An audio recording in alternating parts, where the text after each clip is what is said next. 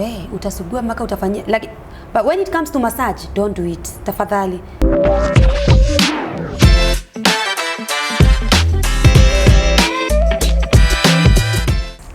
Hi there and welcome to Tag Show KE episode 2. Today I'm super delighted to have one and our own Zawe Amina in the show, and today we are going to tackle the preparation from the last episode that we did, which I hope you've checked out.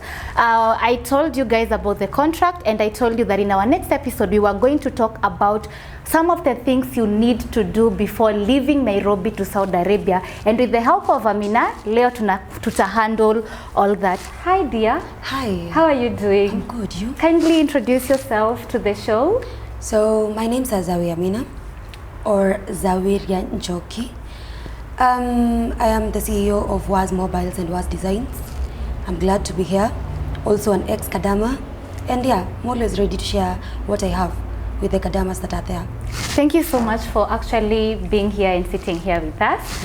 Leo umesikia episode yetu ni ya preparations. Okay. I am assuming you went to training. Yes, I did. You did go for training? Yes.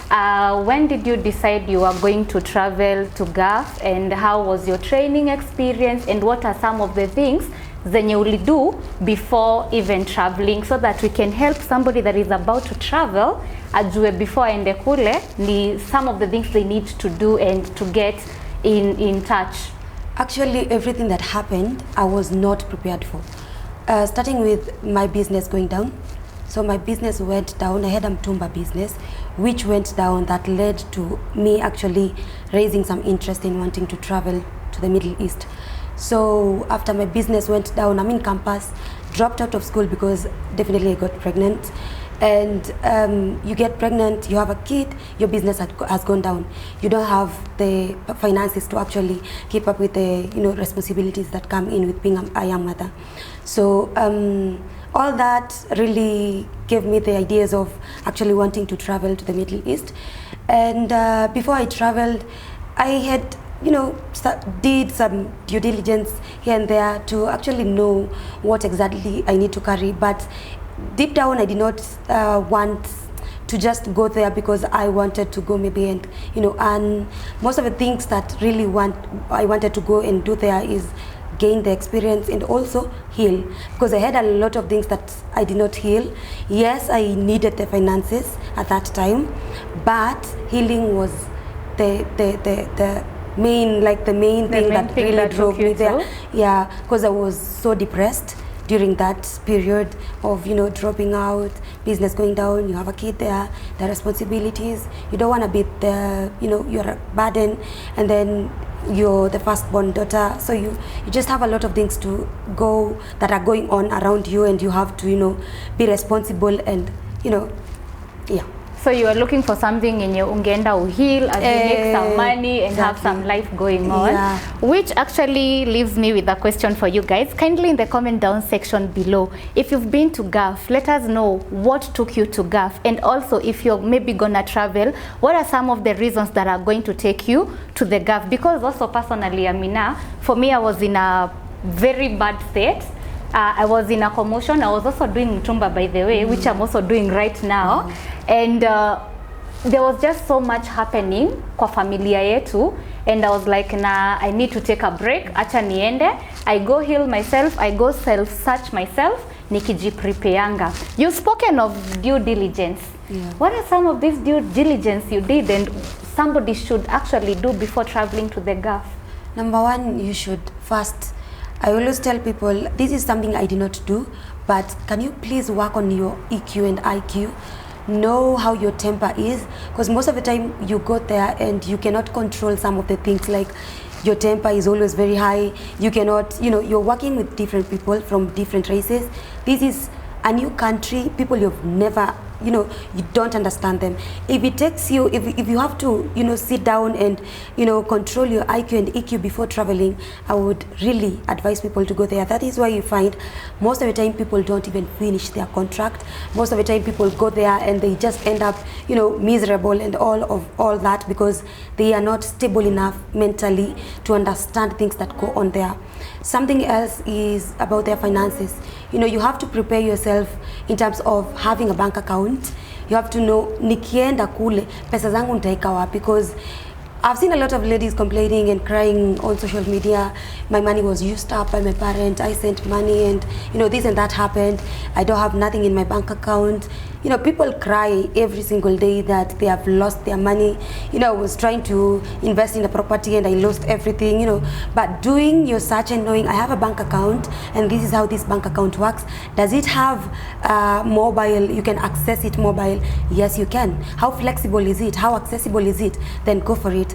Because, you know, having money that is liquid for you to actually be able to access, you can be able to control yourself. Watu wengi nasemanga wacha nikuwe na ile account yenye ni fixed itaitwa, it's okay to have that, but can you try sometimes to have a place where your money is liquid, ndio ujue kuna pesa mahali naweza kutoa lakini sitatoa. Why? Because you can be able to control your thirst of, you know, having that money and doing something with it. Yeah. And actually, to add on what you're saying, if you're looking forward to traveling to the Gulf, tafadhali make sure that you visit a bank, because the moment you've traveled to the Gulf, which is actually the main 3 ways you're going to get paid, you're either going to be sent your money to Western Union, you're either also gonna get your money through a bank, and as well as Western Union, bank STC, na STC Pay, M-Pesa Direct. STC Pay, Yeah. So you need, like before uende, and most of them actually utendo kupate they want to pay you na Western Union, but they want you to give them a name. So you also need to know kuna vitu kama STC, exactly, which actually we've shared a lot on this show about, where they can send you your money from STC to your M-Pesa number. Also, even before I forget, Amina, you need to carry your Safaricom M-Pesa, because it can also be an option where you get paid through it. Yeah. So what are some of the other due diligence you did before you left? Okay, before I left, first and foremost, I had to, okay, these are things I did not do, but I wish I did. I wish I prepared, ujua watu wengi wakienda Gulf, you've not prepared people back home, you've not planned, you've not said mtoto wangu ataka hii place, because unapata mtu ameenda huko within a month they start crying out, niliacha mtoto na aunti yangu, mtoto anateseka. These are the things you should plan and know, and also sit down with your parents. This is very important. People don't do it, and this is one of the things that really affect them, and they end up getting or getting depressed and coming back home without anything. Yeah, sit down with your parent, make them understand you're not going to earn millions in 1 month. Make them understand that this is the amount of money I'm going to earn, this is the amount of money I'll be sending at this exact date. Wakichelewa, maybe wachelewa na siku 3, but after this date, please allow me to also help myself grow, because if you're locked somewhere, you cannot be able to let other people free if you're not able to let yourself free. So you have to be able to save yourself to save other people. So you have to make your parents understand. People just travel without making their parents understand that this is what I'm going to get paid, this is how I'm going to get paid, this is how I'm going to be sending you money. Unapata ukifika kule anafikiri unalipo $1 million, and they expect you to send them 100,000 every single month, and you cannot, because that is not what you get paid there. So you have to prepare them psychologically, you have to sit them down, you have to agree. That is, people don't do that, but it is very important. It doesn't necessarily have to be your parent. You can talk to your guardian, ama ule mtu mwenye anakuangalia mtoto. Kama una mtoto, you can also talk to someone who is also relying on you, maybe kama wewe ni breadwinner. Cause pia unapata, like the other day I was talking to one of the people in the Gulf, na mse alikuwa ananishow ati they don't get to save anything, and I asked her, kwani what did you leave back at home? Akaniambia only a baby, but kila siku simu inalia. So if you don't have hiyo ground ya kusema enough is enough, utapata every time unatuma tu pesa nyumbani, like every time unatuma tu pesa nyumbani. So you need to also know that this is the amount of money that I want to keep, and this is the amount of money that I want to have at disposal. I also usually tell somebody, have extra kama like maybe 5,000 ya emergency, because emergencies will come up, whether ni ukweli ama ni uongo, emergency will come up, and at least ukiwa na some money yenye umeka kando utawatumia tu, waambie mimi niko na hii, work with this, because sometimes they are taking advantage of us. The other thing that I think is also important for someone to know even before we leave, we are preparing you guys for a smooth and better experience. Ikikam ni do Amina. Uliitisha aje do yako ya kwanza? Cause for me nilikuwa serious na do. Me from the word day, the first day niliingia kwa Mwarabu. But me niliingia nikamwambia, you know, you do the introduction and they ask you why did you come to GAF. I was honest enough. I told them the reason I've come here is because I dropped out of school and I need to make money, and I told my boss, even without knowing I was gonna do something with that money, that I also want to purchase a land. Me, but there I was honest, and I think sometimes honesty is also a good thing when it comes to you even getting your money. Because the first time nilikuwa nalipwa, nilienda nikaambia boss wangu, I need to send my money niweke kwa shamba. Mimi nilikuwa naambianga hivyo every time, I'm buying this land and I need to send money. So for me I had an excuse, nikipewa do yangu like najua 3 days prior ama prior 3 days prior, then namwambia aniambia it's okay, ananisort. So how did you go about receiving your salary? Because one of the other challenge that we are having, especially with the people in the GAF, hawajui kuitisha salary yao, and I feel like it is your right to receive your money because you worked for it without even for you asking. So how did you go about your salary and getting your payment? Can I give a point before I get to that? Yeah, sure you can. Before I even talk of how I first asked for my salary, I would want us to go back to one of the things that I think I've forgotten about, what they should do before they actually travel. Having a financial book, that is one thing I don't leave behind. Yeah. It is very important. Yeah. You know, people say, I don't have to document, I have it in mind. You don't have it in mind, you're actually lying to yourself. You have to have it written down. The budget, the Kenyan budget has to be written down before it is read. So it is very important to document every single coin that you have before you can even start dividing it. You have to know this is the emergency money, this is the money that I'll be saving, this is the money I'll allocate to maybe, you know, investment, and this one is what I'll send back home. Yeah. Let us now go back to how I asked for my first salary. You know, I don't joke with money. You shouldn't. I'm a very tough woman when it comes to money. You shouldn't. Well, I don't joke with money. You've not paid me. Why should I work the next morning? I'll just wake up and, you know, just, why is my person not, I'm not seeing any message. What is not going on? I have a kid who is relying on me, and they knew that I really needed that money very, very fast. So I can tell you that my boss was not as bad as other bosses. I'll not classify her to other bosses that will maybe, you know, mtasumbuana kabla kulipe. No, mine was on time. Hata akipitisha ni siku 2-3, na akipitisha hizo siku mimi hakuna mtu ndongea na yeye nyumba mzima. Naamka tu uso yangu imefura kabisa, nifanye shughuli zangu until your mind tells you, you know, psychology should be there to tell you this girl is mad because she doesn't have, you know, her salary, she has something going on and she needs her money. And I used to understand her because a lot of Gulf ladies do not understand that she's also human, paid by another human being, so they can delay sometimes. But delaying with 5 days, hapana. Wewe delay na siku 2-3 sawa, mimi nitaelewa. And explaining to me that one would do me good, because I will hold back the things that are waiting for me to solve. You know, just come and tell me my money has delayed. That is what my boss used to do, because I told her, there is a day she delayed, and I told her, anytime you delay my salary, just come and tell me my money has delayed, this and this is what has happened, the company has not paid us, can you please wait for some 2 to 3 other days?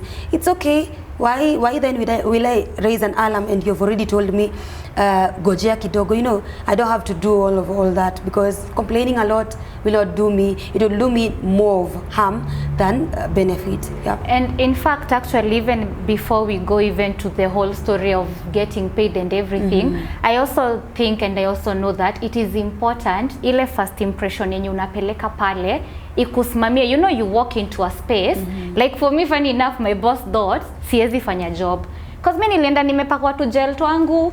And do you know, by then my boss looked at me and she was like, this one cannot work.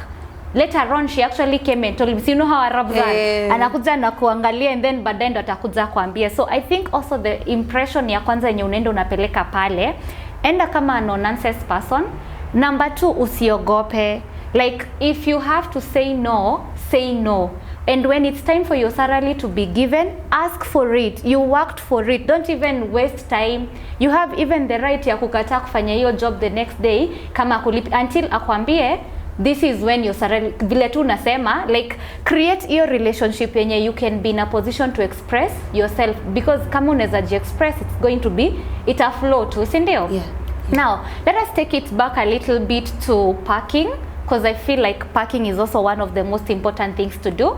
Yes, I know you've been told by your agent unaenda kupatiwa kila kitu, but I've always spoken about packing and carrying your own things so that by the time unafika gaf and settling utateseka. Do you know kuna watu wanatoka Nairobi bila anything mama? Yeah. Just because waliambiwa unaenda kupatiwa. Hata tuliambiwa hivyo, don't carry. Actually when I was packing, I wish I knew, because I carried I think nguo 3. I think sikubeba nguo mingi, but zangu zenye nilibeba za kufanya mi online creator, mimi lazima ningebeba nguo. So a whole full suitcase. I had 2 suitcases. Kubwa kidogo alafu kale kadogo karione. So hiyo kubwa ilikuwa na more of vitu zangu za kufanya TikTok, you know, but hizo zenye nani wetu hawakujua, wenye walikuwa na tu train hawakujua, walikuwa wametuambia unabeba nguo 3 peke yake, alafu bebe tu dera hivi, you know, they just mislead us. They don't tell us the truth. Able talk to this agent for a minute. Mbona wanatu misleading by the way? I know. Why do they do that? I don't understand why they will tell you beba nguo 3 na ukienda pale hata saa zingine unaweza kosa kupewa hiyo nguo. Wanakaa utamforce kununulia hiyo uniform saa zingine. You know, sometimes just get yourself ready. You're a woman, you understand that there are some things that women need. Utenda pale, sanitaries are not given sometimes. Not all houses utapata unapewa. Inaweza andikwa basic needs are provided, but some houses you will not get them give you. So utaniambia utakaa pale, you stay in the whole house because they say they will not buy you. These are things that you buy yourself even when you're in Kenya. Ukifanya hizi kazi nani anakununulia? Hata sisi ukienda kwa employment, nobody will buy you sanitaries. You have to buy them for yourself. So anytime unafanya mathematics, unless you find a good boss who is ready to give you that, if you don't find a good boss who is not willing to give you sanitaries, you know, akupatie perfumes, you know, perfumes are, they make you feel confident, eh? That is something people don't understand. These are things you can carry. Unaweza bakale kadogo kaku refill. Ukifika kule ukiona kitu Shane, just, you know, a perfume would do better, because unapatanga unafika kule Morabu anakwambia you smell really bad. A lot of ladies complain wameambiwa wananuka vibaya. In fact, talking of you smelling bad and then telling you smelling bad. You guys, I want you to understand one thing. These things will happen, and if you don't have that self-esteem, utapata inakuaffect sana. Some of these things, like, you need to hear them from us before you even travel, because they happen. Not everybody is going to like you, and you have to accept that. Not everybody will love you. So and I feel like the only way to survive in the gap is for you to be bold and to actually say yes when you have to say yes. When something is not going well, ongea. But then I used to talk, Amina, and I think one of the reasons why nime survive the 2 years in Saudi ni jumi nilikuwa naongea. Mi ukini overwork, mi nganaambia boss wangu, you know what? Twaria. We've talked. I'm out of this place, and na nakasirika, because at the end of the day you are human. Na uwezi impress somebody for the longest. Kuna hata mwingine aliuliza, why do you keep telling me nanuka? And she had the right to ask it, by the way. Because I think one of the other thing people don't tell people the truth about the gaf is tumekwa like lazima unyamaze. I don't feel like you should shut when somebody is manipulating you, because the moment amekufanyia kitu mara ya kwanza, afanya ya pili atajua oye like this person, you're just like that. So you guys, you need to be a person who, and you have to say no from the word go. If something doesn't sit well with you, the same thing we keep talking about, going to kuwa shy, umejifinyilia, boldness. Just stand, apana. Just take me home. Sijafukuzwa kwetu. Take me home. I'll just come back again to another family. You know, you don't always have to. Unashikilia hapo sasa nikiachilia kazi, what will happen? You know, that fear is what actually is stopping a lot of ladies from coming back to Kenya, because kila mtu like nikiachilia pesa yenye nalipo kila mwezi niende Kenya kwenye silipu, what will happen? Where will I start? Unasahau, an empire has to be built from the word pale chini. You have to build the foundation. Nyumba yezi jengwa kuanzia kwa mabati, uongo. You have to start from there. Pale chini kabisa, you know. And our agent, we expect wakwambia kweli. Don't even expect unless you hear that from people who have been there. Agent uongo haizi kwambia kweli, haizi, hakuna sipatai kwambia. So guys, you can carry some of the important things that you need, from sanitary to pants to just carry them. See, hata huku Kenya we have them. Yeah. Just carry them. You're going to need them. The other thing that you need to do is you need to go fearless. These are people. Carry and confidence. Remember, your confidence utabuild, enda chapa job. Mimi naambianga wase, chapa job.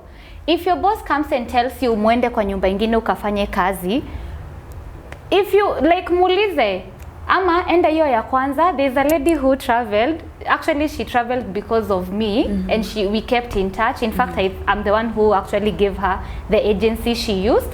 And when she got there, she was like, nimeambiwa tukatembee kwa wenyewe, nafaa kudu nini na nini. And I asked her, mumeenda kwa wenyewe, like enda observe. So nikamuuliza, alikuwa ananiuliza nioshe ama nisioshe vyombo. Nikamuuliza, wewe ukiziangalia ni vyombo unaweza osha? Akaniambia naweza osha. Nikamwambia then do it. It is just a simple thing. No. And that is why I tell people, if you're in a position to do something yenye italeta shida mingi, just do it. Yeah. But there is where you draw boundaries. Me personally, I used to do most of the things, especially tukienda kwa show or to the sister's place. But kuna zenye mimi nilikuwa na draw the line. There are some chores that feels like you're being used. The moment you feel like you're being used, then draw the line. Sindio? Just draw the line, and then you do you, work. That is what has taken you there. Fanya kazi, and everything else will flow. Sindio? Uko ukienda. Okay, one of the things that inatumanga makadama warudi chini sana, not accepting. You always want to be a victim. Nimeenda, wananinyanyasa, wananiambia nioshe vyombo sijui wapi. My friend, hakuna mtu anakunyanyasa. Hiyo place pia wewe umekulia hiyo sahani, wenye umekuja na wao wamekula. You know, you're getting me. Sometimes be human enough to understand that this is also a house umepata kiwa safi. Mmetumia vyombo zao. No, not everybody wants kukutumia. And then when you start those little dramas, you start seeing things bad. And not as yuko hivyo. Unajua the moment umeshaona kitu nija kubamba, uanze kusema ai kitu inakaa vibaya. It doesn't look bad, but because you have said it, you will see it with those eyes it looks bad. Unaona? So a lot of them have not accepted. Nenda kufanya kazi ya maid. Hiyo ndio kazi unaenda kufanya. Wacha kubeba ile kizungu mingi ya house. You are going as a house manager, yes. That is management. Lakini as a house manager, what do you do? I am working kwa nyumba ya mtu, I am serving them. Serve your purpose in that house. Do whatever you are supposed to do. Kama kule mnafaa kuenda kwa sababu ya watoto, go there and work kwa sababu hiyo ndio imekupeleka huko. Just accept. Jiachilie na ukuwe open minded. And acceptance is the only way out there. Because some of these chores that you're going to do, guys, Abu, tell them. Utasugua mpaka utafanyia. Like, but when it comes to massage, don't do it. Tafadhali. Don't do it. When it comes to massage, don't do it. But utafanya, utaosha choo, utaosha vyombo. Unajua naambianga saa zingine, just come here and take care of the kids. Like me, nilikuwa nimeambiwa kazi yangu ni ku take care of the kids and teach them English. That is the only thing I was supposed to do. Kuenda huko katiba iligeuka. Utaosha manguo, utafua, you will do all these other things. And sometimes you have to accept. You know, usitumike, lakini na wewe, just be reasonable enough. Ask yourself, if I was the one employing this house girl, I am the one employing, would I want to do to them whatever I'm doing to them, would I want being done in my own house? You know, it doesn't make sense. So when you put yourself in that position, it becomes easier for you to actually know, will I do this and where do I draw the line? It becomes very, very easy. Yeah. Now, umeenda umekaa 2 years zako. The other challenge people have is, how do I leave? Umemaliza contract. How do I tell them sitarudi? How do I go about getting my exit? I feel like it's also a very, very important thing to know before you even leave. Like, if you're upfront from the word go, because for me leaving was not even an issue, by the way. I just told my boss, me, I'll not be coming back. But that did not just come, I'm not gonna come back. Ili come na a bit of lies. Yes, me, exactly. I love saying the truth. You know, playing with psychology. Yes. It's not even lies, it's playing with the psychology, because unajua nikiambia huyu hii ni nini atafanya. Sometimes you can even play around with their psychology. Just tell them, you know, this and this is what is happening. I'll be able to go, but I'm not very, very sure if I'll be able to come back. But I just, mimi nilikuwa naambia mtu mwingine, if you can, anza kumsifu kwanza kabla hujamwambia kenye unamwambia. Just start telling start with telling them this house has been so good to me. I just love the experience in this house. I would really want to come back and work for you guys because you've been hostile enough to understand me, you know, kunieka hapa. Just write a very sweet message, tell them thank you, and then remind them hapo chini wambie, now that I'm about to leave, I'm not very sure if I'm going to come back. Maybe this and this is what is going on at home, and I cannot leave the situation as it is. Yeah. I have to solve the situation. If at all nimemaliza mapema, I'll definitely come back. If at all it is unsolvable, I'll not be able to come back. So I'll let you know. Let us keep in touch. We're going to be talking, but please keep it in mind that I just love your house, and in as much as you know it has been so t for tough. Just go and just, lay along with their psychology. Cheza tu na akili yao, wambie hivi na hivi na hivi. And when you're able to play around with their psychology, it is very easy for you to actually, you know, navigate through the works kwa hiyo nyumba, na pia kukaa na wao, because it becomes easy. Pia kukaa na wao, unajua bosi wako akisema hii ndio itafuata. Bosi wangu akisema hii, the next thing ni hivi. So ukishacheza na psychology yake, ushamuelewa, before aseme Kenya nataka kusema, akili yako ishakwambia. So you'll find yourself unafanya kitu yenye alikuwa anataka kukuambia ufanye, na umeifanya before aseme. Sasa tako like huyu anajiambianga. Comes easy for you in that house. It becomes easy. Yeah. And I think also it's very important for you to take your time. In fact, you know, like we've said on this show, how you create the foundation will matter a lot, even when you're living and expressing yourself, sindio? So it is very important also to understand wale watu wenye unafanya nao job, and then like nita go about aje umse ni nini namkasirishanga, ni nini mkasirishangi, because that is the only way utaweza ku live na wao, and also to get that exit visa. For me, mine was not hard, by the way, and I got my exit visa, and I'm still keeping in touch with my boss, and I wouldn't come here and start saying they were bad. Yes, there is that experience here. It's not gonna be smooth, but when it gets tough, how are you going to go about it being tough? Sindio? How are you going to go about the challenges? So you have to like be open-minded to the calling. You need to understand unaenda kutumika. Me, I just love calling a spoon, by the way, because like it is what it is. Unaenda kutumika sawa. Miaka miwili, it's not forever. Yes. And tumika, but mahali wezi tumika, draw the line. Hakuna kitu watadu, by the way. There is nothing. Because at the end of the day, watu wamesikiza story mingi za jaba online. You know, a lot of Gulf ladies who are, they're not hardworking. Let me call them not hardworking. And people who do not even understand why they are there. They try to, you know, make other people believe what they want other people to believe. So unapata mtu ako online anafanya yeye ndio victim. My boss told me this and then she ended up slapping me. And well, exactly, they always act victim. Na hii ndio inaletanga hiyo picture mbaya mbaya watu wanakoga nayo Gulf kuko hivi. Na understand, there are several people who are like that. Hata Kenya ni mara ngapi tumesikia kwa news, someone has killed someone. Someone ameua mtoto wake, amemkatakata, mwingine ameacha mtoto kwa barabara, mwingine amechapa maid, mwingine amefanya. It happens everywhere. It's global. It's something, si ati inafanyika place moja. In as much as Gulf inafanyikanga sana because of maybe racism, because of our color, but if your boss is okay and good and calm, please deal na boss wako venye yako, wachana na maneno ya social media, because these people are going to mislead you. You're going to lose a lot. Focus yako itatoka, roho yako itachafuka, utasikia uchungu roho, and it is not going to help you. And also remember, your boss is not my boss. Exactly. How you deal with people is not how I deal with people. So at the end of the day, it's you who has the problem. It's you to know how to go about it. It's you to know how to deal with your issues. Like, just know how you're going to go about it. I'm glad saizi watu most wenye wana travel wako na masimu.